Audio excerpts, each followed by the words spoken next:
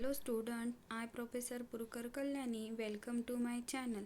Today we study about the introduction to JavaScript. In this video we study about the what is JavaScript, how to declare variables in JavaScript, how to use operators in JavaScript, control structures in JavaScript and functions in JavaScript. See one by one. First, JavaScript is the most popular scripting language. JavaScript is object-oriented language that allow user to create an interactive web pages. Advantages of JavaScript: embedded within HTML, minimal syntax is used, so it is easy to learn. Quick development, designed for a simple and small program, so it is easy to debug and test. How to put JavaScript into an HTML page. Here script tag is used to put JavaScript and script in a HTML page. Here HTML start, body is start, then for a JavaScript script tag is used with the attribute type with value text or JavaScript. Here document.write method is used to display the output.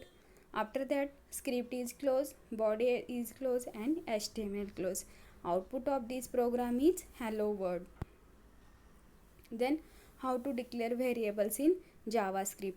Variables are used to store the data. Rules for variable names. Variable names are case sensitive. They must begin with a letter or underscore character. JavaScript operator. First see the arithmetic operator. Arithmetic operators are addition, subtraction, multiplication, division, modulus, increment or decrement. Then second operator is assignment operator. Equals to, plus equals to, minus equals to, into equals to, divide equals to and mod equals to. Comparison operators. Is equals to, is equal to, is not equals to, is greater than, is less than, is greater than or equals to, is less than or equals to. Then logical operators. There are the three logical operators: and, or not. Then see the JavaScript basic example. Here document.write method is used to display the output hello world. Here output is hello world. Then also use a variable to store the data and directly print the variable.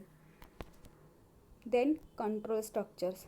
JavaScript supports many control structures like if else, do while, for loop. Then first start from if statement. Syntax for if is if, condition and then statements. If condition is true, then curly bracket statements are executed. Otherwise control go to next instruction. Next is if else statement. Syntax for if else is if, condition, then statements are executed, otherwise go to else point. Here condition is true, then if block is executed, otherwise execute the else code. Then switch case statement. Switch case is a multi-way decision statement. Here number of cases are provided according to condition. Particular case is executed. Break statement is used to break the execution. Then while statement. Syntax for while, condition.